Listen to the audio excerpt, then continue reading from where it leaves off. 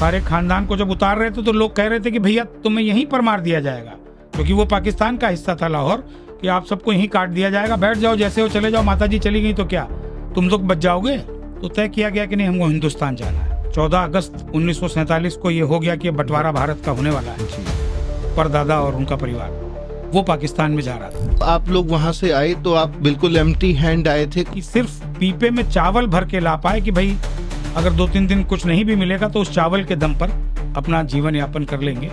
Lahore station पर पहुंच गए। उन गाड़ियों में बैठा क्या मतलब ठूस करके उनको भारत भेजा जा रहा था। तो इनको भी किसी तरह धक्का मार मार करके भेजा गया। तो मेरे चूंकि परदादा डॉक्टर थे, लेकिन उन्होंने कहा कि नहीं, मैं एक चिकित्सक हूँ, अपनी माँ को अपनी आंख के सामने मरते नहीं देखूंगा। सब लोग उतर आए और उसके 1.5 घंटे बाद दूसरी मालगाड़ी उसी तरीके की आई। क्योंकि ये लोग पहले से थे लाहौर स्टेशन पर, तो इनको थोड़ी प्राथमिकता मिल गई और जरा सी जगह मिल गई जहाँ हवादार जगह ये बैठ गए। जब ये जम्मू पहुंचे तो पता लगा वो ट्रेन जिसमें पहले ये लोग आ रहे थे वो पूरी ट्रेन काट दी गई। समाज के लिए इस तरीके से इतना सुबह से रात तक। अब उस दिन जो भी कारण रहा हो, सिलेंडर रखवाओ, तो वो एकदम से बड़ा क्रोधित हो गया और गले के पास आ गया। मैं वहीं बैठा था, मैं, पिताजी, चाचाजी, तीनों लोग, सब कारोबार बंद करवा दूंगा। और वो जब मेरा थोड़ा उठ करके खड़ा होना और उसकी तरफ हाथ बढ़ाना, वो पीछे हट गया। मैं, अरे व्यापार कर रहे हैं, दुकान चला रहे हैं, कोई गिरवी थोड़ी रख दिया आपने जमीर को। कि अधिकारी तो अंग्रेज नाम दे गया, वो वास्तव में सेवक होने चाहिए। जो एक व्यापारी मेहनत करके पसीना बहा करके टैक्स कलेक्ट कर रहा है जनता से और सरकार को जमा करा रहा है। अभी इतना कुछ भारत में है कि जिस दिन अगर कहीं उसकी प्रतिष्ठा पर आंच आ गई तो वो दिखा देगा कि हम आज भी भारत विश्व में पहला नंबर है। उनका बयान था कि अगर वोट चोरी होती रही तो भारत में भी नेपाल जैसे हालात बन जाएंगे। ये मैंने भी देखा, उसमें ट्रेंड कर रहा था, अभी भी ट्रेंड कर रहा है। उनको भी अच्छा लगा और पूरे व्यापारी समाज को ये अच्छा लगा कि हाँ, हमारे मुख्यमंत्री जी व्यापारियों के प्रति ऐसा भाव रखते हैं। स्वतंत्रता के बाद हम पहली बार वास्तविक स्वतंत्र हुए कि हमारे सम्मान के लिए सरकार ने एक दिन निर्धारित किया। सर, एक और आपका बहुत ही बड़ा मुद्दा है जिसको लेकर आप पूरे देश में काम कर रहे हैं, 1 नेशन 1 इलेक्शन। अगर देश में एक चुनाव और एक राष्ट्र के साथ अगर एक चुनाव होगा, 5 लाख करोड़ रुपए के आसपास की बचत उसकी है, जो मेरी और आपकी जेब से जा रहा है।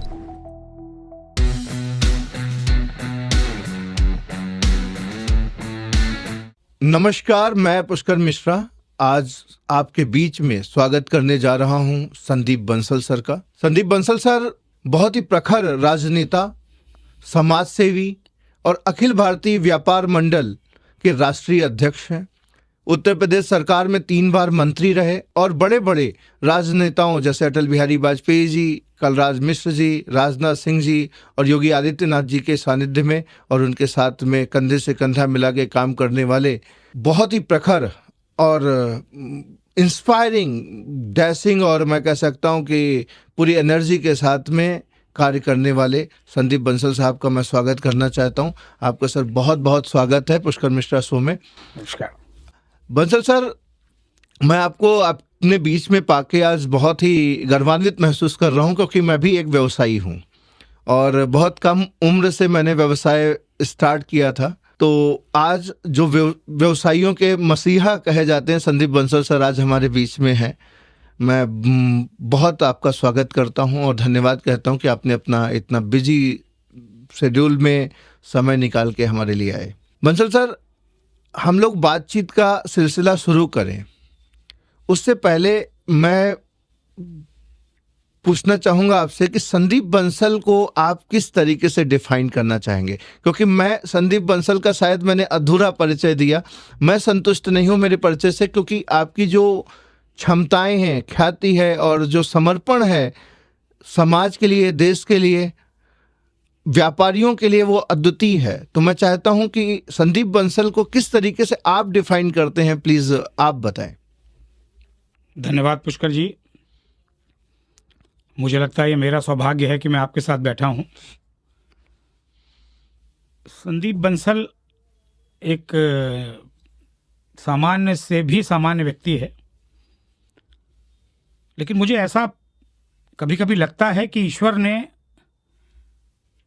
मुझसे कुछ अपेक्षा की है, ईश्वर कुछ करवाना चाहता है, लेकिन अभी ऐसा कुछ दिख नहीं रहा। अब वो क्या करवाना चाहता है मुझे नहीं मालूम। ये जो मंत्री पद वाला आपने कहा, ये छोटी छोटी भूमिकाओं में, जैसे एक अनुभव ईश्वर कराना चाहता हो तो वो उसने कराया। हालांकि 25 बरस पहले श्रद्धेय राम प्रकाश जी जब उत्तर प्रदेश के मुख्यमंत्री थे, मुझे ध्यान आता है कि तब समाचार पत्रों में और तमाम प्रकार के मीडिया जगत में मिनी मुख्यमंत्री भी मेरे नाम के साथ लोग जोड़ दिया करते थे।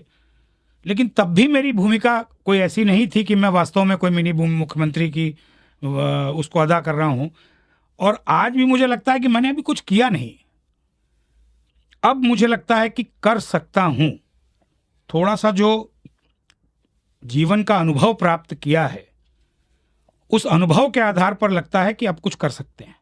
आपने कहा सामान्य से सामान्य व्यक्ति, मुझे एक बात याद आ रही है कि सामान्य होना आज के समय में प्रत्येक व्यक्ति के लिए सामान्य होना बहुत कठिन है। और आपने बहुत बड़ी उदारता के साथ में कहा कि सामान्य से सामान्य व्यक्ति हैं। ये एक बड़े व्यक्ति की व्यक्तित्व की पहचान होती है कि इतना महासागर होके भी एक अपने आप को इतना सामान्य महसूस कराना और कहना। आपसे बहुत लाइट मोड में इस बातचीत का सिलसिला शुरू करना चाहूँगा। सर, आज की आपकी दिनचर्या क्या रही? कैसे दिन की शुरुआत की आपने? मैं जल्दी उठ जाता हूँ। एक समय था कि मैं भी देर से उठ पाता था। मैं भी जानता हूँ और आपके सारे चाहने वाले जानते हैं कि बंसल सर जल्दी उठ जाते हैं। हाँ, मैं जल्दी उठ जाता हूँ। और उठ करके सबसे पहले मेरा प्रयास होता है कि मेरे पूज्य माता पिता जी का चित्र अब लगा है। इससे पहले तक ये होता था कि वो थे मेरे साथ, तो मैं उनके चरण स्पर्श करता था और फिर दिनचर्या प्रारंभ करता था। अब मेरे कक्ष के साथ ही माता और पिताजी दोनों का चित्र है। मैं जा कर के उनको प्रणाम करता हूँ। अपने घर का जो मंदिर है उसका दरवाज़ा खोलता हूँ और उसके बाद अपनी दैनिक जो क्रिया है वो सब करने के बाद मैं घूमने, मतलब टहलने के लिए तेज़ गति से जो मैं चलता हूँ, कुछ व्यायाम वगैरह करना, उसमें लग जाता हूँ। और उसके आने के बाद समाचार पत्र पढ़ना, पसीना आया रहता है उसको सुखाना, और तब तक अगर फ़ोन पे कुछ आवश्यक बात करनी है कुछ साथियों से तो वो बात करना। कुछ थोड़ा समय मैं सोशल मीडिया पे भी देता हूँ उस समय। जी जी।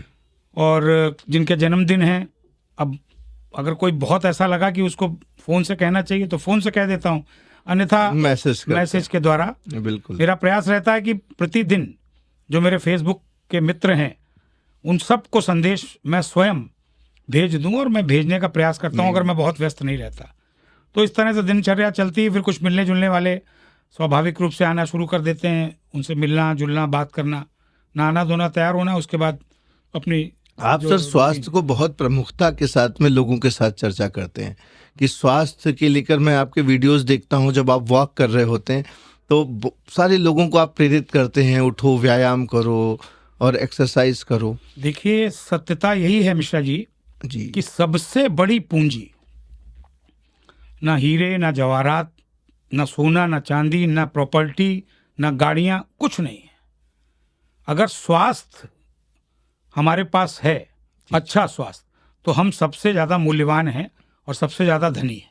आज व्यापार जगत में जो हमारे व्यापारी भाई बंधु हैं, जिनको व्यापार को चलाने का स्ट्रेस, साथ ही साथ में व्यापार का कोई समय तो होता नहीं है, 10-11 बज जाते हैं, तो व्यापारी भाइयों का आप नेतृत्व करते हैं, तो व्यापारी भाइयों में स्वास्थ्य की जो बड़ी समस्या है, तो ये आपकी जो पहल है वो उनके लिए भी एक संजीवनी की ही भांति है। और मुझे पूरी आशा है कि वो आपसे इंस्पायर होते होंगे। मैं चाहूँगा कि यहाँ से भी आप उनके लिए अपील करें कि वो अपनी सेहत का ज़रूर ध्यान रखें। मैं सिर्फ व्यापारी और उद्यमी के लिए नहीं, हर वो शख्स, हर वो व्यक्ति जो जीवन का अधिकांश हिस्सा बैठ करके व्यतीत कर रहा है। मैं नौजवान जो छात्र छात्राएं, बच्चे कंप्यूटर पर बैठते हैं, उनसे भी मैं कहना चाहता हूँ कि अगर आपको ये लगता है कि आपका ज़्यादा समय बैठने में व्यतीत हो रहा है, तो आपको 25 मिनट 30 मिनट नियमित अपने शरीर के लिए चल के, भाग के, दौड़ के, व्यायाम करके देने चाहिए। वो इसलिए आवश्यक है क्योंकि आपकी अगर शारीरिक जो क्षमता है सिर्फ बैठने में चली जाएगी तो आप बाकी चीज़ों में पीछे रह जाएंगे। और व्यापारी के लिए तो इसलिए ज़रूरी है, अगर तो वो मेहनत का काम कर रहा है जिसमें उसकी पूरी शरीर की गतिविधि हो रही है, तब तो ठीक है।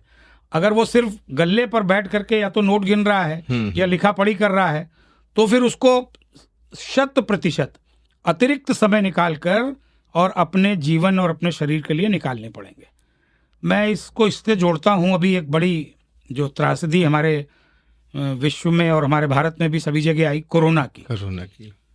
शायद आप सबको नहीं पता होगा, सबसे ज़्यादा अगर इसमें कैजुअलिटीज और अगर हिंदी में कहूँ कि मृत्यु को प्राप्त होने वाली संख्या थी तो व्यापारी वर्ग की थी, या ऐसा वर्ग जो सेवा के क्षेत्र में है, नौकरी कर रहा है या और ऐसे काम कर रहा है जिसमें वो चलता फिरता नहीं था, वो सबसे ज़्यादा डर गया। उसकी मौत कोरोना से नहीं हुई, बीमारी से नहीं हुई, उसकी मौत दहशत से हो गई, क्योंकि उसको अपने शरीर के बारे में पता था कि मैंने मेहनत नहीं कर रखी है। तो उसकी जो इम्यून पावर, जो हम लोग बार बार जो शब्द आ रहा था, वो इम्यूनिटी उसकी घट गई और उसकी वजह से वो दुनिया से चला। जी। तो मेरा ये कहना है कि अगर आप नियमित, जान है तो जहान है, 30 मिनट अपने को देते रहें, बहुत समय तक आप चलते रहेंगे। इसलिए सबको इस बात पर ध्यान रखना है कि सबसे कीमती धन, पसीना निकालना है दिन में एक बार। बस कीमती धन स्वास्थ्य है।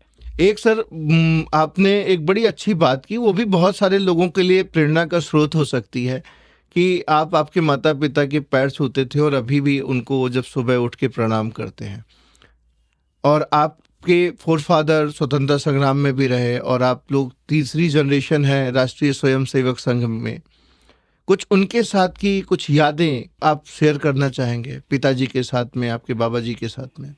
मुझे बहुत से क्या, मुझे लगता है शायद किसी को ही नहीं पता होगा ये बात कि जो मेरा परिवार है, हम लोग पहले सियालकोट के रहने वाले थे। अच्छा। सियालकोट आज पाकिस्तान में है। और जब ये बंटवारे की स्थिति आई तो हम लोगों को चौधरी टाइटल मिला हुआ था जी। उस समय में, जमींदार। हाँ, उस समय भी व्यापार था जी, गल्ले का व्यापार था हमारे परिवार का। और मेरे परदादाजी MBBS डॉक्टर थे, उन्होंने वहीं सियालकोट लाहौर की तरफ से उन्होंने MBBS किया था। जब 14 अगस्त 1947 को ये हो गया कि बंटवारा भारत का होने वाला है जी, तब ये हुआ कि कौन कहाँ जाएगा, और वो जो हिस्सा था जहाँ हम लोग रहते थे, हम मतलब मेरे परदादा और उनका परिवार, वो पाकिस्तान में जा रहा था। तो तय किया गया कि नहीं, हमको हिंदुस्तान जाना है। और चूंकि ये एकदम आखिरी समय पर यह निर्णय हुआ था, तो उस निर्णय के कारण जो मिला, मतलब अगर पीपे में चावल भर करके, मुझे ऐसा पता लगा कि सिर्फ पीपे में चावल भर के ला पाए कि भाई अगर 2-3 दिन कुछ नहीं भी मिलेगा तो उस चावल के दम पर अपना जीवन यापन कर लेंगे, बाकी कोई सोना, कोई चांदी, कोई धन कुछ नहीं ला पाए। और लाहौर स्टेशन पर पहुंच गए। वहाँ से पता लगा कि जो भारतीय जिनको हिंदुस्तान जाना है सब यहाँ लाइन लगाओ, और उनको उस समय फर्स्ट AC, सेकंड AC और ये सब तो नहीं होता था, मालगाड़ी की तरह की सामान्य गाड़ियाँ थी, उन गाड़ियों में बैठा क्या मतलब ठूस करके उनको भारत भेजा जा रहा था। और जब ये पहुँचे होंगे तब तक वो पूरी फुल हो चुकी थी ट्रेन, तो इनको भी किसी तरह धक्का मार मार करके भेजा गया। तो मेरे चूंकि परदादा डॉक्टर थे, गाड़ी के अंदर घुसते ही हमारी जो परदादा जी की माता जी थी, उनको सांस की बीमारी थी, तो वो खांसने लगी और ऐसा लगा कि उनके प्राण निकल जाएंगे। तो दादाजी ने उनको परदादा जी ने उतार लिया, कहा कि मैं अपनी आंखों के सामने अपनी माँ को मरते नहीं देख सकता। उतार करके पानी वानी पिला करके थोड़ा उनको ठीक किया। तब तक वो ट्रेन के चलने का समय हो रहा था, उन्होंने बाकी घर वालों को भी उतरवा लिया। उस समय 3 वर्ष के मेरे पिताजी थे, 1 वर्ष की मेरी बुआ जी थी, जो मुझे मेरे पिताजी ने बताया। सारे खानदान को जब उतार रहे थे तो लोग कह रहे थे कि भैया तुम्हें यहीं पर मार दिया जाएगा, क्योंकि वो पाकिस्तान का हिस्सा था लाहौर, कि आप सबको यहीं काट दिया जाएगा, बैठ जाओ जैसे हो चले जाओ, माताजी चली गई तो क्या तुम लोग बच जाओगे, ऐसी परिस्थिति थी। लेकिन उन्होंने कहा कि नहीं, मैं एक चिकित्सक हूँ, अपनी माँ को अपनी आँख के सामने मरते नहीं देखूंगा। सब लोग उतर आए और उसके 1.5 घंटे बाद दूसरी मालगाड़ी उसी तरीके की आई। क्योंकि ये लोग पहले से थे लाहौर स्टेशन पर, तो इनको थोड़ी प्राथमिकता मिल गई और जरा सी जगह मिल गई जहाँ हवादार जगह ये बैठ गए। और उसके बाद ये पहुँचे। जब ये जम्मू पहुँचे तो पता लगा वो ट्रेन जिसमें पहले ये लोग आ रहे थे, वो पूरी ट्रेन काट दी गई थी। आप सबको पूरा हिंदुस्तान जानता है कि लाहौर से आने वाली जो एक ट्रेन थी वो पूरी रक्त रंजित थी, पूरी ट्रेन काट दी गई थी। अब मुझे लगता है कि हम लोगों को दुनिया में आना था, ये परिवार बचना था हमारा, तो आज मैं इस दुनिया में हूँ।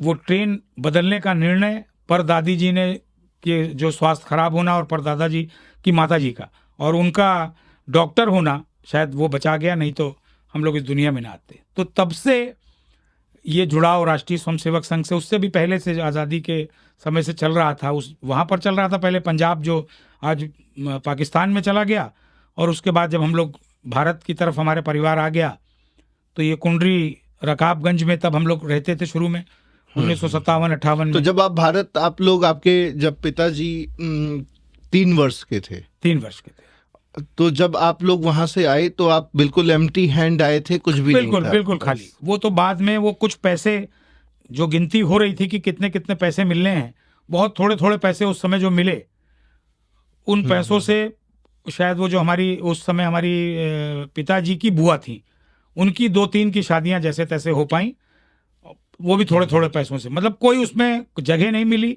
कि हम अगर अपना घर छोड़ के आए, अपनी दुकानें छोड़ के आए, उसके एवज में कुछ नहीं मिला। कुछ नहीं मिला। जबकि ये जो अभी बहुत बड़ी त्रासदी देश की ये एक विषय है, मुझे लगता है इस पर पूरे भारत पर भी एक बार विचार होना चाहिए। मैं आगे इस बात को तो रखूंगा ही राजनीतिक रूप से भी, कि जैसे वक्फ की जो संपत्ति की बात आती है, वो मुस्लिम जो भारत से छोड़ करके पाकिस्तान चले गए, उनकी जगह को शत्रु संपत्ति घोषित करते हुए वो जगह आज भी कहीं ना कहीं उनसे जुड़ाव या कोई ना कोई ऐसा रखा गया, वो नहीं दी गई लोगों को। लेकिन हमारे यहाँ अगर मेरी कोई प्रॉपर्टी छूट गई, मेरी मतलब मेरे फोरफादर्स की अगर कोई प्रॉपर्टी वहाँ लाहौर में, सियालकोट में, या वो हिस्सा जो पाकिस्तान में चला गया छूट गई, वो तत्काल वहाँ के लोगों को आवंटित कर दी गई कि जाइए, ये बात से आपकी हिंदू चला गया, हम वहां से यहाँ आ गए, वो कब्जा हो गया। उस जमाने से हमारा देश लिबरल रहा है ना जी। ये उस लिबर्टी का ये परिणाम है कि आज भी यहाँ पर वो वक्त आज के नाम भी पर लिबरल है। ये जो लिबर्टी है ये बहुत नुकसानदेह है। उसी लिबर्टी के नाम पर, शत्रु संपत्ति के नाम पर तमाम सारी भारत की जो प्रॉपर्टी है वो अभी भी डिस्प्यूटेड चल रही है, जबकि वहां पर ये सब तुरंत बंटवारा हो गया। मेरे चाचा जी एक बार गए थे लाहौर। हमदर्दी रखने वाले लोगों को आपकी बात आज सुननी चाहिए कि क्या हुआ। और बहुत सारे ऐसे लोग हैं ना जो ह्यूमैनिटी और चीज़ों की बात करते हैं, समानता, बहुत सारे ऐसे उद्देश्य लोगों के जीवन में लेके आ जाते हैं। तो जो आपके साथ घटित हुआ उस वेदना को, और उस ट्रेन में सवार लोगों के साथ जो घटित हुआ उस वेदना को एक बार सुनना और समझना चाहिए। और स्टिल दे आर कंटिन्यूइंग, अभी भी वही सिलसिला जारी है। खैर सर, आपका 1990 से आप समाज के प्रति समर्पित हैं और कार्य कर रहे हैं, तो कौन सी ऐसी चीज़ आपको प्रेरित करती है कि आप समाज के लिए इस तरीके से इतना सुबह से रात तक आप डेडिकेटेड रहते हैं? मैं भी पर्सनली आपको फॉलो करता हूं, तो मैं देखता हूं। छात्र राजनीति में भी मैं सक्रिय रहा थोड़ा थोड़ा उस समय। उसके बाद पढ़ाई करते करते मैंने अपने व्यापार में, चूंकि व्यापारी परिवार का तो आप पता है कि छोटे बच्चे पढ़ते भी हों तो भी थोड़ा थोड़ा उसको कारोबार की जानकारी परिवार देता है। तो मैं तब से दुकान पे जब जाने लग गया, पढ़ाई करते करते, मतलब मेरी जिम्मेदारी ये होती थी कि आप कॉलेज जा रहे हैं, अपने कॉलेज जाइए, और बीच में दुकान पे खाना देने जाना है, 2 घंटे बैठना है वहाँ, या कॉलेज से आ गए और कोई विशेष बात नहीं तो आकर के दुकान पे बैठिए, इधर उधर कहीं जाना नहीं है। तो मैं, वो दिनचर्या मेरी चल रही थी। इस बीच में उस समय अगर आपको याद हो सभी लोगों को, सिलेंडर की बड़ी किल्लत रहती थी। बिल्कुल। आज तो मोदी जी के राज में, हाँ, मोदी जी के राज में सिलेंडर नहीं तो लाइन तो अभी तक लगती नहीं। 14-15 साल पहले तक लाइन लग के ही मिलता था, ब्लैक में बिकता था। बिल्कुल बिल्कुल। तो हमारा जो व्यापार है या था या चल रहा है, वो गैसेज और फैब्रिकेशन से संबंधित सामान था, वेल्डिंग इलेक्ट्रोड, वेल्डिंग से संबंधित सामान था। अब तो इंडस्ट्रियल गैसेस का और मेडिकल गैस का है। एक अधिकारी आता है ब्रिज कॉर्पोरेशन का, जहां हमारी काम चल रहा था, वो 2 सिलेंडर देकर के जाता है जीप से कि ये 2 सिलेंडर हमारे अधिकारी के हैं, दोनों भर जाने चाहिए। ऐशबाग रोड पर हमारा प्रतिष्ठान था, मेन रोड थी, तो सिलेंडर वाले खड़खड़े वाले आते रहते थे, भर जाता। अब उस दिन जो भी कारण रहा हो, एक ही सिलेंडर बड़ी मुश्किल से कैसे कैसे दौड़ा दौड़ा करके पिताजी चाचा जी ने अरेंज किया होगा। वो सुबह दे गया, उस समय मैं नहीं था, लेकिन जब वो शाम को लेने आया तो इत्तेफाक से मैं दुकान पर था। तब तक मेरे जीवन का कोई शुरुआत नहीं हुई थी और इस दिशा में मैं व्यापार मंडल या इस पे कोई वो नहीं था। वो व्यक्ति आया, जीप में बैठा रहा, एक पैर ऐसा लंबा करके, जो सरकारी जीपें आपने देखा होगा, जीप कंपनी, बिल्कुल, ओए सिलेंडर रखवाओ, ऐसे करके, और एक सिलेंडर भर गया था तो वो रखवा दिया गया। कहा कि 2 सिलेंडर दे के गया था मैं तो कहा कि साहब पूरा आसपास का 5-7 किलोमीटर खुजवा लिया, बड़ी मुश्किल से एक सिलेंडर मिला। तो वो एकदम से बड़ा क्रोधित हो गया, वो जीप से उतरा और गले के पास आ गया। मैं वहीं बैठा था, मैं, पिताजी, चाचा जी, तीनों लोग। हमारा काउंटर ऐसे था कि 3 लोग बैठ जाते थे, उसमें 3 कुर्सियां थी। तो उसने कहा कि सब सप्लाई बंद करवा दूंगा, सब कारोबार बंद करवा दूंगा। 2 सिलेंडर दिए थे वो नहीं भरवा पाए तुम लोग, तुम्हारा सब पैसा रुकवा दूंगा। मैं खड़ा हो गया और मैंने वो गिरेबान, मेरी गलती हो गई होगी लेकिन मैंने पकड़ लिया। और मुझे ये पता था कि, क्योंकि मैंने बाद में मेहनत की थी उसमें, जब वो सिलेंडर कैसे मिला वो लेके मैं ही आया था। तो मैंने कहा कि मेरी दादी जी ने भी मुझे सिलेंडर सुबेरे दे करके भेजा था कि बेटा ये तुम्हारे घर का शाम को चूल्हा, अगर तुम्हें खाना खाना है तो इसको भरवा लाना। वो नहीं भरा, आपका ज़्यादा जरूरी समझ करके हम लोगों ने भरवा दिया, और आप इस तरह की बदतमीजी से बात कर रहे हैं। अरे व्यापार कर रहे हैं, दुकान चला रहे हैं, कोई गिरवी थोड़ी रख दिया आपने जमीर को। और वो जब मेरा थोड़ा उठ करके खड़ा होना और उसकी तरफ हाथ बढ़ाना, वो पीछे हट गया। मैं मतलब पकड़ा नहीं था लेकिन मैं उठा उसी अंदाज में था। तो उसने कहा, अरे लड़का देखिए क्या कर रहा है, मेरे गिरेबान पर हाथ डाल रहा है, और मैं तो अब तो बिल्कुल ये करा दूंगा। और मतलब उसने बिल्कुल धमकाना शुरू कर दिया, और मेरे चाचा जी, पिताजी ने हाथ जोड़े रहे, ये बच्चा है, और ये मुझे खूब डांटना शुरू कर दिया और कहा कि तुम तो दुकान बंद करवा दोगे और काम बंद करा दोगे। नहीं नहीं सर, और वो पिताजी चाचा जी जैसा वो आप समझ सकते हैं। और खैर उसको 1 सिलेंडर दिया, उसने कहा नहीं वो समझा लेंगे, कर लेंगे। और मुझे उसके बाद दोनों लोगों ने बिल्कुल, बस पिटाई नहीं की मेरी, बाकी सब कह दिया कि यार तुमको तो यहाँ बैठाना हम लोगों के लिए उल्टा पड़ जाएगा, तुम शटर पे ताले लगवा दोगे। मैंने कहा इस तरह का व्यापार करने का क्या लाभ है, जब कोई आपका स्वाभिमानी जिंदा नहीं है, आपका कोई सम्मान ही नहीं है। वो अब रात में कैसे खाना मिलेगा वो छोड़ दीजिए, दादी जी ने कहा था चलो हम जो भी छोड़ दो, क्या होगा। लेकिन वो किस तरह से बात कर रहा है, क्या व्यवहार कर रहा है, इसलिए व्यापार कर रहे हैं हम। लेकिन मुझे लगता है कि पिताजी चाचा जी तो उस बात को नहीं समझ पाए, लेकिन मेरे मन में वो गांठ पड़ गई। एक लाइन बोलता हूं मैं सदैव, और बहुत सारे लोग बोलते हैं, जो होता है अच्छे के लिए होता है। अकबर बीरबल के किस्से की एक लाइन है। तो वहाँ का जो इंसिडेंस था, तो शायद वो घटना जो घटित हुई वो बड़े अच्छे के लिए घटित हुई कि हमको ये संदीप बंसल जी मिल सके। ये बात मुझे लगता है बिल्कुल सत्य है। ये मेरे साथ इसलिए लागू हो रही कि उससे पहले, इस घटना से पहले, श्री बनवारी लाल कंछल, एक और बड़ा नाम है, राज्यसभा के सदस्य रहे हैं, मंत्री रहे हैं, और एक प्रकार से इस क्षेत्र में मेरे गुरु हैं, मार्गदर्शक हैं। वो कई बार पहले कह चुके थे, क्योंकि हम ऐसा हम लोग छोटी सी संस्था क्लब के माध्यम से चलाते थे, या जो भी मेरी सक्रियता थी, लेकिन तब तक मेरा भी कोई रुझान उसमें नहीं आया था, तो कोई उस पर मैंने हाँ नहीं भरी थी। लेकिन इस घटना के बाद मुझे ये लगा कि नहीं, इस वर्ग के लिए सबसे जरूरी ये कि ये तो महसूस करे कि मैं मुख्य राष्ट्र का वाहक हूं, मैं समाज को दे रहा हूं, सबसे ज्यादा टैक्स दे रहा हूं, सबसे ज्यादा रेवेन्यू दे रहा हूं, और सबसे ज्यादा रोजगार दे रहा हूं, देश की ग्रोथ में पार्टिसिपेट कर रहा हूं। और उसके बाद मेरी ये हैसियत है कि एक सामान्य कर्मचारी किसी भी सरकारी महकमे का, वो ये सोच करके चले कि ये तो गाय है, इसको तो मैं धोता रहूं। तो यही ललकार आपकी आज भी जारी है। मैंने आपका एक भाषण सुना, उसमें आपने अधिकारियों को कहा कि किसी भी अधिकारी की जरूरत है तो वो व्यापारियों को सता के दिखाए।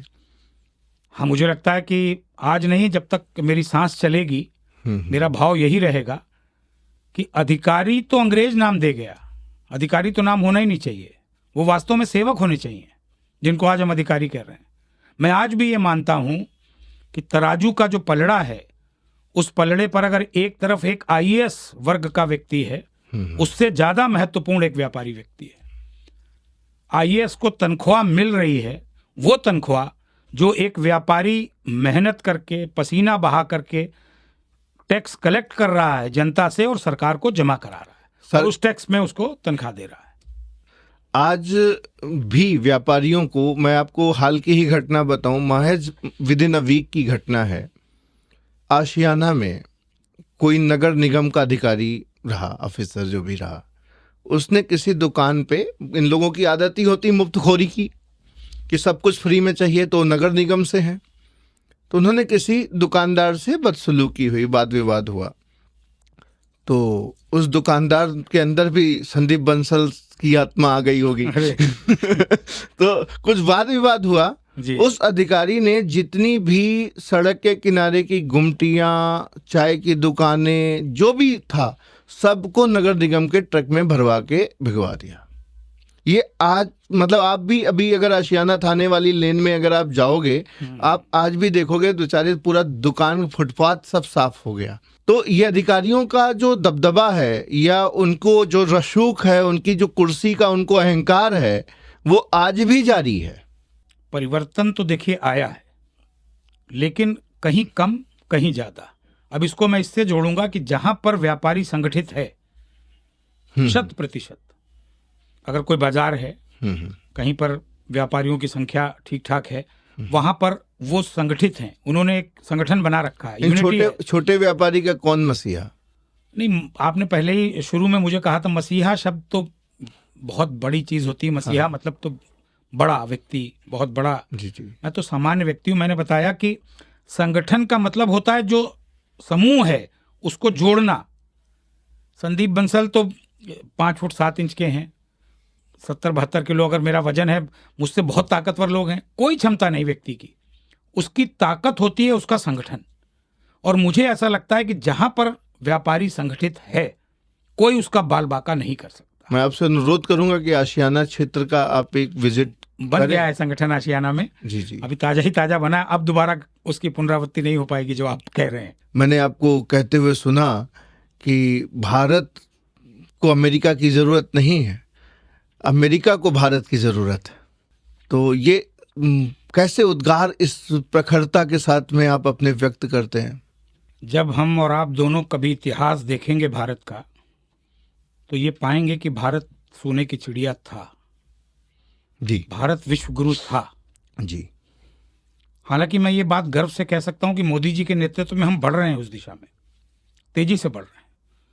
हम तीसरी अर्थव्यवस्था बनने वाले हैं विश्व की। बिल्कुल सर।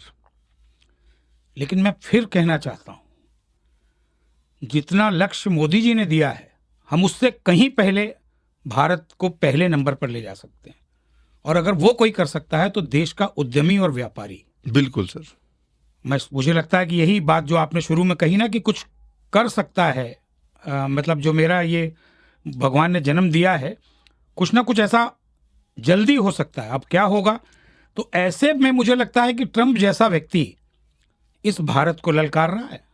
अभी कितनी बार यू टर्न ले लिया उन्होंने, 50% टैरिफ लगाने के बाद भी खुद कहा कि नहीं, भारत तो मेरा स्वाभाविक मित्र है, मोदी जी बड़े व्यक्ति हैं और हमारी बात होगी और व्यापार होगा। आप हम सब देख रहे हैं, समाचार पत्र पढ़ रहे हैं, टीवी देख रहे हैं, क्योंकि उनको पता है कि भारत के अंदर वो सामर्थ्य है। यहाँ ज्ञान भी कूट कूट करके भरा है, चाहे वो छात्र हो, छात्रा हो, युवा हो, और यहाँ पर तकनीक भी है और यहाँ पर उद्योग और व्यापार करने की क्षमता भी है। अगर आज आप हमारे द्वारा अमेरिका में बेचे गए सामान पर 50% टैरिफ लगा रहे हैं, ये तो अभी हमारी सदाशयता है। भारत सरकार की सदाशयता है कि अमेरिकन सामान पर हमने अतिरिक्त टैरिफ नहीं लगाया, हालांकि वो ये कहते हैं कि हमने लगा रखा है। इसलिए मैं ट्रंप को, जब आप पूछ रहे हैं, कि भारतीयों को कहना चाहता हूं कि ट्रंप की धमकी से आपको हमको डरने की आवश्यकता नहीं है, हमें अपनी क्षमता को पहचानने की आवश्यकता है। ये तो बजरंग बली का देश है, यहाँ हर व्यापारी में एक बजरंग बली है। बस उस बजरंग बली को पहचानो और लक्ष्य ले लो कि भारत को फिर से सोने की चिड़िया बनाना। हम हैं, हर घर में इतना सोना है आज भी। मुझे लग रहा है मुझे यही करना है आगे चल के, कुछ इस पे चलेगा काम। हर घर में इतना सोना है अभी भी। इतने लुटने पिटने के बाद भी शक आ गए, हूण आ गए, इस्लाम आ गया, अंग्रेज आ गया, क्या किया इन्होंने? लूटा ही तो। लूट लूट करके अपने अपने देशों में जो हमारा सामान, हमारी कीमती धन संपदा देनी थी दे दी। उसके बाद भी अभी इतना कुछ भारत में है कि जिस दिन भारत अपने पर आ जाएगा, भारत की जो 145-50 करोड़ की आवाम जनता है, अगर कहीं उसकी प्रतिष्ठा पर आंच आ गई तो वो दिखा देगा कि हम आज भी भारत विश्व में पहला नंबर रखते हैं। स्वदेशी विचारधारा के लिए भी आप लोगों को जागरूक करते हैं। स्वदेशी पहनता हूँ, देखिए कुछ ऐसा मुझे लगता है कि अगर आप स्वदेशी इस्तेमाल करें तो आपको अंदर से अच्छा लगेगा कि मैं अपने देश की चीज इस्तेमाल कर रहा हूं। अगर मैं स्वदेशी दंत मंजन इस्तेमाल कर रहा हूं, स्वदेशी जूता इस्तेमाल कर रहा हूं, तो आपके अंदर एक भाव आएगा कि हाँ, ये मेरे देश का बना हुआ है। लेकिन जो बीच का वक्त निकला 20 साल का, 25 साल का, वो शायद कुछ ज्यादा दिखावे और बनावट का समय था कि नहीं साहब, अगर मैं यूएसपीए की टी शर्ट नहीं पहनूंगा, मैं स्केचर्स के जूते नहीं पहनूंगा, मैं पेंट या वो कौन रेंगलर कंपनी है, मुझे नहीं पता भारत की है कि कहाँ की है, मतलब इस तरह की ब्रांडेड चीज अगर नहीं पहनूंगा तो मेरी तो अहमियत घट जाएगी। अरे मैं कहना चाहता हूं, फिर से आओ धोती कुर्ते में, बढ़िया ढंग से धोती कुर्ता पहन करके निकलो, सबसे आकर्षक लगो। शहर के बड़े नेता भी मुझे लग रहा है आपसे इंस्पायर हैं। नहीं, मुझसे नहीं इंस्पायर हैं। आदरणीय उप मुख्यमंत्री जी हमारे उत्तर प्रदेश सरकार के, उन्होंने धोती कुर्ता पहनना शुरू किया, मैं तो उनको बधाई देता हूँ, आदरणीय ब्रिजेश पाठक जी को। हम लोग तो रोज ही किसी न किसी कार्यक्रम में रहते हैं, जी जी तो लोग देखते हैं कि दो लोग धोती वाले आगे बढ़ रहे हैं। कल मैंने अभी ललकारा एक कार्यक्रम था, यूपी टेंट कैटरर और डेकोरेटर्स एसोसिएशन का, पूरे देश भर के उसमें व्यापारी आए हुए थे राष्ट्रीय स्तर पर। उसमें मैंने पूछा, उसमें थे सैकड़ों व्यापारी उद्यमी थे, तो मैंने हाथ उठवाए। मैंने कहा कि सिर्फ कोट पैंट और टाई या टी शर्ट और उसी में आप अच्छे लगते हैं, जरा एक बार प्रयास कीजिए धोती कुर्ता पहन करके। तो सैकड़ों व्यापारियों ने हाथ उठा दिया कि नहीं साहब, हम पहनेंगे। और मैं आपको आज कह के जा रहा हूं आपके स्टूडियो में, आप ये परिवर्तन देखेंगे आने वाले कुछ समय में कि लखनऊ में आपको धोती कुर्ते वालों की अगले पॉडकास्ट में मैं भी आपके साथ में कुर्ते पजामे में आने वाला हूँ। स्वागत है आपका, बहुत बहुत स्वागत। तो स्वदेशी अपनाना खुद को ताकतवर बनाना है, विदेशी अपनाना अमेरिका को ताकतवर बनाना है।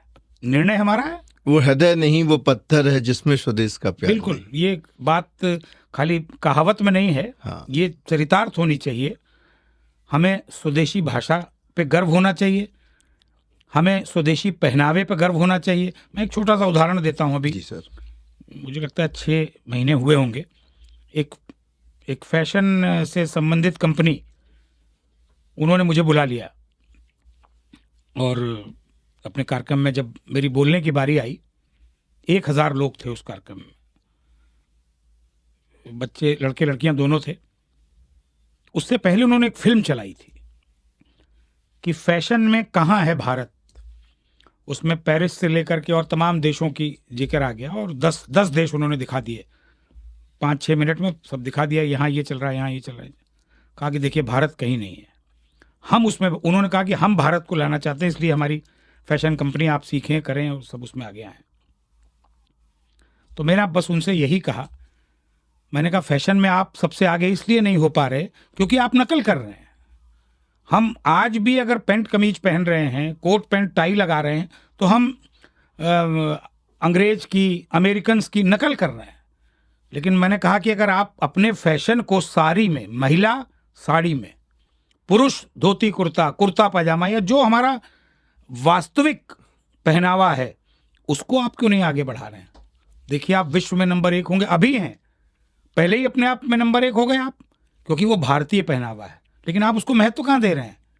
आप तो उसी पैटर्न पे चल रहे हैं जो अंग्रेज 78 साल पहले छोड़ के चला गया कि मैं चल रहा हूं, तुम्हें भारत को आजाद कर दिया। लेकिन हम कहाँ छोड़ रहे हैं अंग्रेज को, हम उसको पकड़ करके रखे।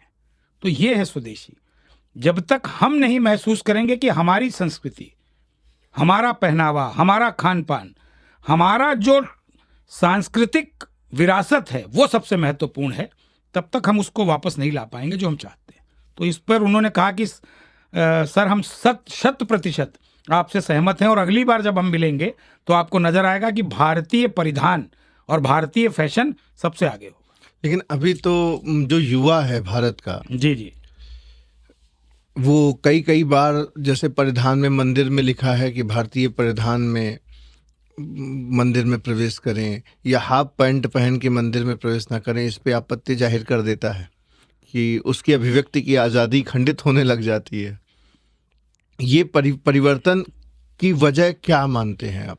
मुझे लगता है कि अगर हम मंदिर में प्रवेश ना करें, ये तो ठीक है विषय कि एक उसकी गरिमा है, उसके अनुसार हम करें, लेकिन हमें किसी चीज को बिना समझाए हम चाहें कि ये लागू हो जाए, डंडे के बल पर नहीं हो सकती।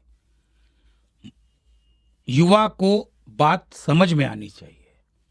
हमारा और आपका यही प्रयास होना नेपाल इतनी बड़ा एग्जाम्पल है। चाहिए। या जेनजी जो है, जेनजी 97 से लेकर और 2012 तक की जनरेशन, जी, अभी तो बहुत सारे लोगों को इसकी परिभाषा भी नहीं पता हाँ, होगा कि हाँ। जेनजी क्या है और हम लोग किस रेंज के हैं, जो 1980 या 1970 और 80 के बीच के हैं, या जो अभी चल रहा है वो क्या चल रहा है। अभी जो चल रहा है वो 12 के बाद से 25 तक अल्फा चल रहा है। अच्छा, हाँ, हम लोग जो हैं वो एक्स वाले हैं। अच्छा। ये इसकी परिभाषा है। मैं Gen Z और 82 इसकी। वाला हूँ। हाँ, तो आप उसके बाद वाले उसमें हैं। तो ये जो जेन जी का एक परिवर्तन आप देख रहे हैं ना, ये वास्तव में एक आया तो आक्रोश तो दिख ही रहा है। ये बनावट के खिलाफ आक्रोश है, ये करप्शन के खिलाफ आक्रोश है। ये बहुत दिन का टोटल इसको वैक्यूम था, मुझे लग रहा है वो नहीं, फटा है। जो वहां पर सरकार काम कर रही थी, हम्म, वो कोई सरकार थी ही नहीं। वो सिर्फ अपने और अपने परिवार को कैसे ज्यादा से ज्यादा धन अर्जित करा दें, उस काम में जुटी थी। तो ये वो उस एज ग्रुप के लोगों का आक्रोश सामने आया कि भाई तुम क्या सरकार हो, तुम क्या कर रहे हो देश के लिए, हमारे लिए, समाज के लिए कुछ कर पा रहे हो। ये वो चीज सामने आई और ये सत्ता परिवर्तन हुआ। बहुत सारे भारतवर्ष में जो मेंढक टाइप के, कुछ बरसाती मेंढक टाइप के नेता हैं, उन लोगों के बयान आपने सुने ही होंगे, उनके लिए क्या कहना चाहेंगे? मैंने कल एक बयान सुना, हमारे यहाँ अखिलेश यादव जी हैं, उनका बयान। मैंने आज तक उनको कोट नहीं किया, मैं पहली बार कोट कर रहा हूँ। उनका बयान था कि अगर वोट चोरी होती रही तो भारत में भी नेपाल जैसे हालात बन जाएंगे। मुझे लगता है कि ये कथन उनका ठीक नहीं है और उनको ऐसा बयान नहीं देना चाहिए। ये भारत है। 1947 में अगर एक गलती हो गई कि मेरे ही शरीर का टुकड़ा काट करके दूसरा हिस्सा बन गया, ये गलती बार बार नहीं होगी। आज का युवा और आज की जो हिंदुस्तान की आबादी है, अब वो जागरूक है और कहते हैं कि गलती की पुनरावृत्ति नहीं होनी चाहिए। अब पुनरावृत्ति नहीं होने देंगे। पूरे विश्व में कई वर्ष पहले हम लोगों ने देखा कि आर्थिक मंदी आई थी, भारत खड़ा था। ट्रंप ने आंख दिखाई, पूरा विश्व शेयर बाजार नीचे गिरा, भारत का भी गिरा। लगा कि अब क्या होगा। सिर्फ हिम्मत की जरूरत थी और भारत फिर से खड़ा है। ट्रंप ने यू टर्न लिया और मैं फिर कहता हूं, सिर्फ आत्मविश्वास को संजोकर आगे बढ़ने की आवश्यकता है। हमारे यहाँ का उद्यमी, हमारे यहाँ का व्यापारी राष्ट्रभक्त है, राष्ट्रभक्ति से ओतप्रोत है। सिर्फ उस भाव को अगर वो जगा ले तो अमेरिका जैसे बहुत से देशों को हम लोग पीछे कर देंगे। सिर्फ उस भाव को जगाने की जरूरत है। लगभग 50% जगह है, 50% और जगह नहीं। हमें तो लगता है आपको कहना चाहिए ट्रंप भी अपनी औकात में रहे। अगर केवल भारतीय अमेरिका से वापस बुला लिए जाएं केवल 24 घंटे के लिए, तो शायद नासा 50% से ज्यादा भारतीय, माइक्रोसॉफ्ट, कौन सी कंपनी ऐसी है जिसमें भारतीय नहीं? भारतीय नहीं। तो ये भी एक बार मुझे लगता है आपको ललकार के कहना चाहिए। बस ये है कि अब जो स्थिति बनी है, उस स्थिति में हमारे जितने भी लोग इधर उधर हैं, अब उनको ये सोचना चाहिए कि बहुत अमेरिका को लाभ दे दिया, बहुत विदेशी कंपनियों को लाभ दे दिया। अब जरा भारत के बारे में सोचो। अब चलो भारत को आगे बढ़ाएं तो जरा काम जल्दी हो जाए। अच्छा, जैसे मैं बहुत बारी लोगों से महसूस करता हूँ, मेरे भी कुछ जानने वाले यूएसए में हैं या दूसरे देशों में हैं, उनका कहना है यहाँ पे एटमॉस्फेयर नहीं है। तो अभी आपने बात की अखिलेश यादव की। अखिलेश यादव जी युवा मुख्यमंत्री रहे, उनके कार्यकाल में और योगी आदित्यनाथ जी के कार्यकाल में को दोनों को ही आपने आंखों से देखा। क्या डिफरेंस महसूस करते हैं सपा और भाजपा में? देखिए, अखिलेश जी के कार्यकाल में मैं मंत्री भी रहा हूं उनकी सरकार में, मेरे बहुत अच्छे संबंध हैं उनसे। एक बड़ा अंतर है कानून व्यवस्था का। और मैं सिर्फ अखिलेश जी की सरकार को नहीं, उससे पहले मायावती जी की सरकार, उससे पहले श्रद्धेय मुलायम सिंह जी की सरकार, उससे पहले राम प्रकाश जी, राजनाथ सिंह जी, कल्याण सिंह जी 3 मुख्यमंत्री रहे भाजपा की सरकार। और उससे पहले भी ऐसी मिली जुली मुलायम सिंह जी की सरकार, उससे पहले कल्याण सिंह जी की सरकार, लगभग 90 से तो मैं सब सरकारें देख ही रहा हूं। लेकिन इस बात को मैं गर्व से कह सकता हूं कि योगी आदित्यनाथ जी के नेतृत्व में जो सरकार 17 से 22 और 22 से अब 25 तक चल रही है, कानून व्यवस्था से कोई खिलवाड़ नहीं कर सकता। इससे पहले खिलवाड़ आम बात थी कि कानून व्यवस्था, जिसकी लाठी उसकी हाँ, भैंस की कहावत हाँ, उत्तर प्रदेश में होती थी। आपको तो याद होगा कि आजम खान की भैंस को ढूंढने के लिए पूरे थाने और पुलिस का महकमा लग गया था।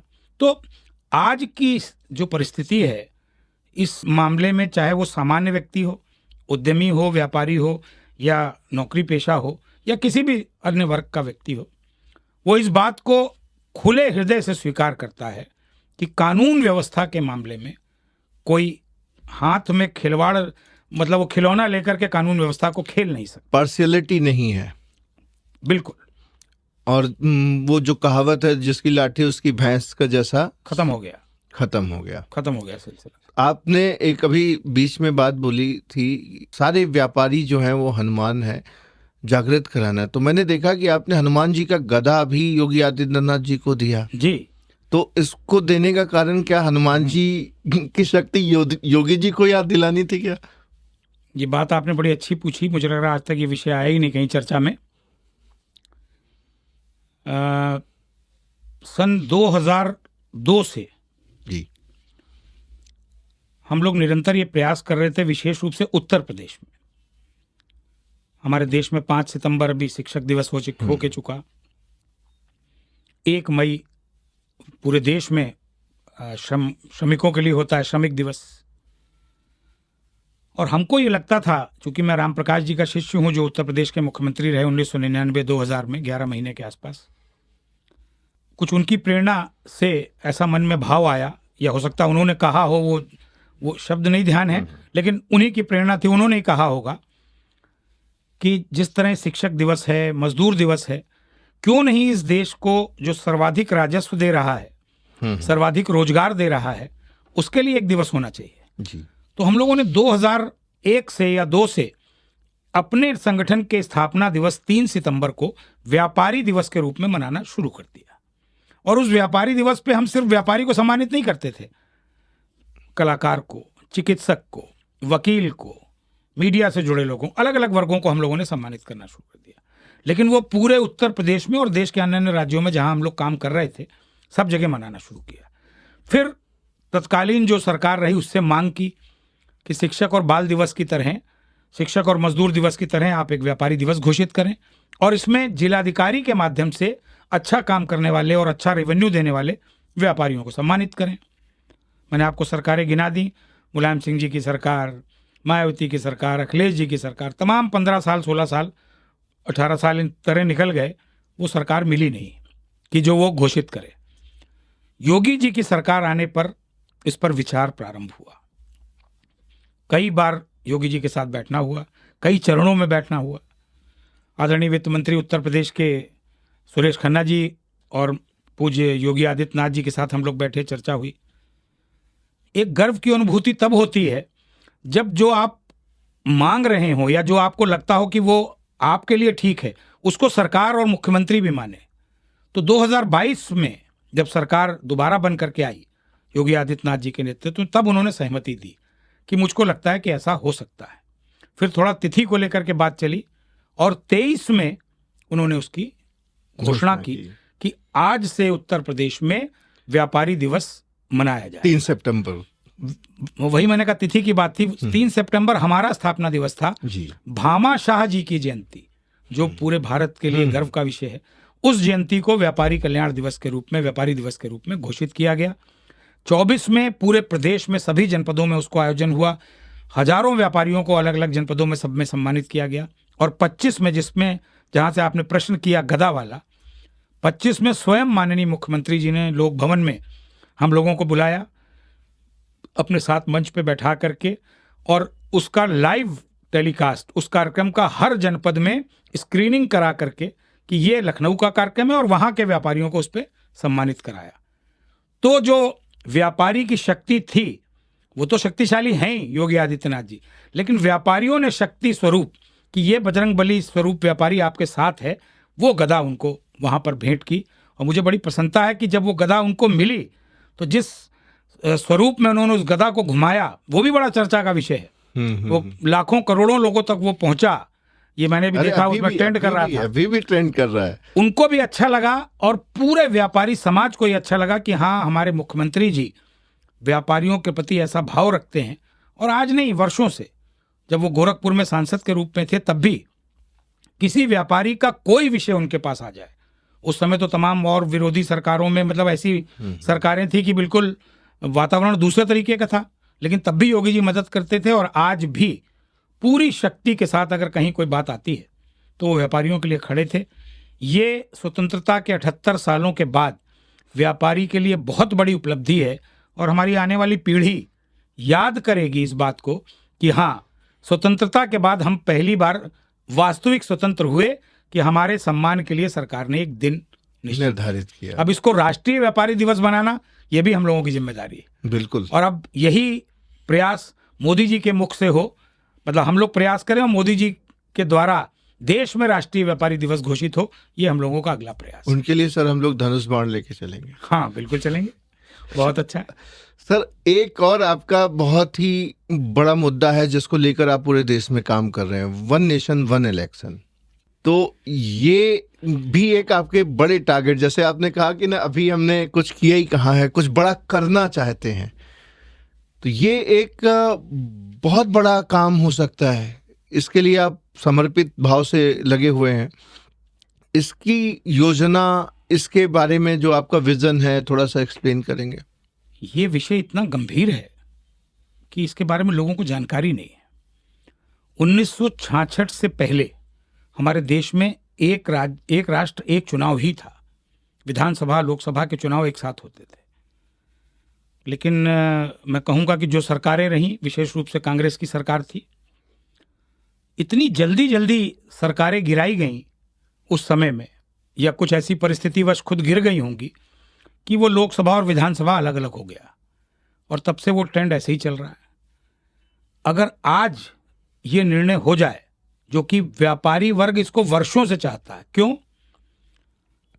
आचार संहिता लगती है, लोकसभा का चुनाव अलग, विधानसभा का चुनाव अलग, नगर निगम नगर पालिका का चुनाव अलग, ब्लॉक प्रमुखी और पंचायती का चुनाव अलग, ग्राम प्रधानी का चुनाव अलग। चलिए ये तो एक चुनाव हो गए, 5 साल के मान लीजिए 5 चुनाव हो गए। यूपी का हो गया, दिल्ली का हो गया, बिहार का, राजस्थान का, मध्य प्रदेश का, हरियाणा का। आपके बॉर्डर सील हो गए, व्यापार बंद। कहीं अगर एक FIR दर्ज करनी हो, किसी के साथ कोई घटना हो जाए, वो कहेगा साहब वो तो ड्यूटी पर गए हुए हैं दूसरे चुनाव की, वो FIR आपकी दर्ज नहीं हो पाएगी। व्यापार आप कर नहीं सकते, माल कहीं जा नहीं सकता, गाड़ियों की आवाजाही हो नहीं सकती, पेमेंट कर नहीं सकते, कुल मिला के व्यापार बाधित। और लाखों करोड़ रुपए का खर्च इस चुनाव की प्रक्रिया में है। जितने सरकारी कर्मचारी अधिकारी, सबकी ड्यूटी लग गई, यहाँ से वहाँ जाना है, लाखों रुपए का उसमें खर्चा आ रहा है, खाने का इंतजाम, सुबह बैठने का इंतजाम, 5 इलेक्शन में। तो अगर देश में एक चुनाव और एक राष्ट्र के साथ अगर एक चुनाव होगा, वो पूरा एक आंकड़ा था उसका, कई लाख, 5 लाख करोड़ रुपए के आसपास की बचत उसकी है, जो मेरी और आपकी जेब से जा रहा है। और लोगों का हरेसमेंट भी बचेगा ना सर। एक गवर्नमेंट ऑफिसर है, सपोज मेरी माँ टीचर रही, तो मैं देखता था कभी उनकी प्रधानी के चुनाव में ड्यूटी लगी हुई है, कहीं विधायक के चुनाव में, कभी MP के चुनाव में। तो एक जो ह्यूमन रिसोर्स है हमारा, वो भी बहुत हद तक सेव वो इसी काम में लगा है। आप ये तो सोचिए कि माता जी गई हैं पढ़ाने आपकी, है ना, लेकिन उनको चुनाव कराने के बारे में कोई अनुभव नहीं है, लेकिन अब उनकी ड्यूटी लग गई, चुनाव कराओ। अब आप ये देखिए कितना मानसिक तनाव है। मेरे पास पिछले कई वर्षों में जब चुनाव होते हैं 14-15 सिफारिशें तो आ ही जाती हैं कि साहब मेरी ड्यूटी ना लगवा दीजिए, मुझे कोई अनुभव नहीं, कोई प्रेग्नेंट लेडी है तो उसकी ड्यूटी, किसी का बच्चा छोटा है तो उसकी ड्यूटी। पता लगा एक जनपद से दूसरे जनपद जाना है, अब वो इस परिस्थिति में नहीं है, ना उसका परिवार परिस्थिति में, लेकिन आपको जाना है साहब, ये तो चुनाव की ड्यूटी लगी। तो इस प्रकार की परिस्थितियों से बचाव के लिए अगर ये निर्णय हम लोग करा ले जाएंगे, मुझे लगता है कि भारतीय जनता पार्टी भी इसको लेकर कई बार संसद भवन में हाँ, एक चर्चा प्रयास हो उनका है, लेकिन व्यापार और उद्योग जगत मतलब एक प्रकार से जैसे कहा जाए ना कि इसके लिए लड़ने को तैयार है कि कहीं पर अगर आवश्यकता पड़े तो धरना प्रदर्शन भी देंगे कि नहीं होना चाहिए। और मैं आपको बताऊं, हम इसके लिए एक हस्ताक्षर अभियान चला रहे हैं। अच्छा। आप अगर किसी व्यापारी के मतलब बाजार में आप जाएंगे, कुछ दिनों में आपको दिखाई पड़ेगा कि वहां पर एक पंपलेट है, उस पर लिखा है कि क्या आप समर्थक हैं कि एक राष्ट्र में एक चुनाव हो, एक साथ हो जाए।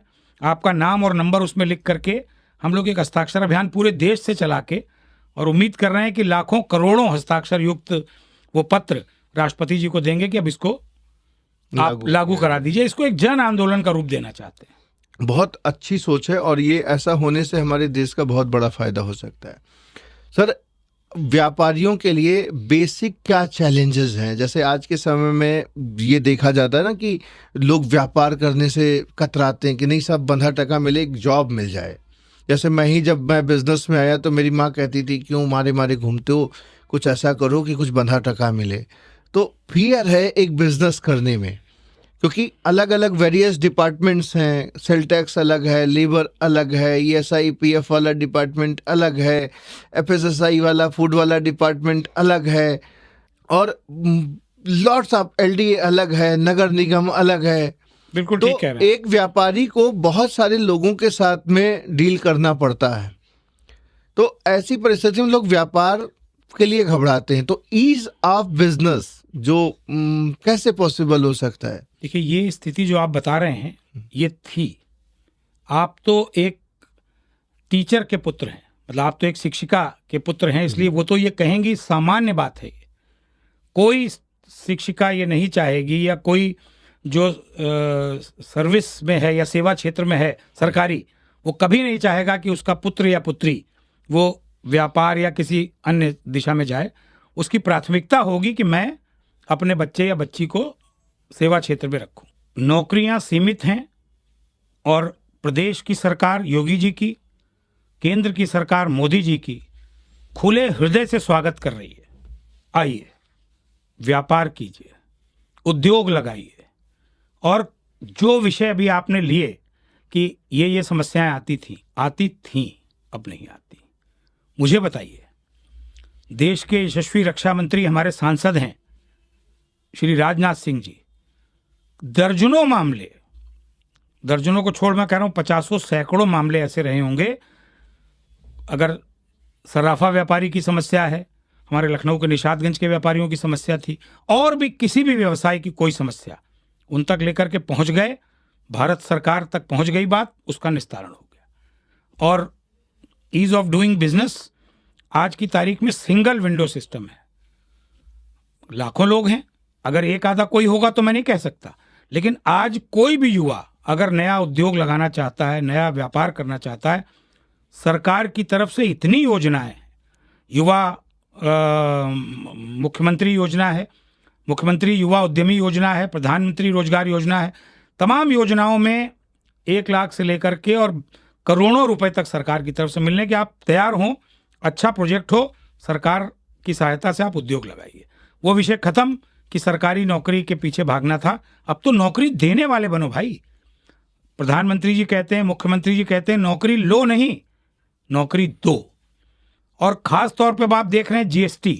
मुझे लगता है कि स्वतंत्र भारत के 78 वर्षों के इतिहास में पहली बार आपकी जितनी आयु हो गई, 50-45 वर्ष के आप होंगे, आपने टैक्स को बढ़ते देखा होगा। लाइसेंस फीस लगी ये सुना होगा, टैक्स घटा ये नहीं देखा होगा। ये हो रहा है। ये स्वतंत्र भारत में पहली बार है कि जो वस्तु 28% पर थी वो 18 पर आ गई, जो 18 पर थी वो 5 पर आ गई, और जो 5 पर थी वो 0 हो गई। टैक्स बढ़ते देखे मैंने भी अपने जीवन में बहुत सारे, लेकिन टैक्स घटता पहली बार देखा। ये है मोदी सरकार, और इसका जो असर है वो ट्रंप जी को भी दिखाई पड़ेगा, भारत की जनता को भी दिखाई पड़ेगा। और 22 सितंबर से ये लागू होने वाला है। आप देखिएगा, देखिए गाड़ियों को 4 व्हीलर देखिए सस्ते हो गए, 2 पहिया सस्ते हो गए, अभी आम चीजें वो सस्ती होने वाली। तो मैं कह सकता हूं समय परिवर्तन का है, ये परिवर्तन का युग है। भारत तेजी से आगे बढ़ रहा है और फिर से विश्व गुरु बनने की राह पर, सोने की चिड़िया बनने की राह पर है। उठ के खड़े होने की आवश्यकता है उद्यमी को, व्यापारी को। जो हम नौकरी के पीछे भाग रहे थे, उसकी जगह स्वरोजगार और हर घर में रोजगार। अभी तक हम कहते थे हर घर में एक सरकारी नौकरी आ जाए तो शायद वो घर बढ़िया चले। मैं कहूँगा हर घर में एक व्यापार आ जाए। जैसे आपने बताया कि आप व्यापार कर रहे हैं, बहुत अच्छा है। हर घर में एक व्यापार आ जाए, आप देखिए समृद्धि अपने आप आ जाएगी। बहुत सुंदर सर। आपसे कुछ मैं जल्द सवाल पूछना चाहूँगा। आपका पसंदीदा राजनेता कौन है? मोदी जी मेरे पसंदीदा राजनेता हैं।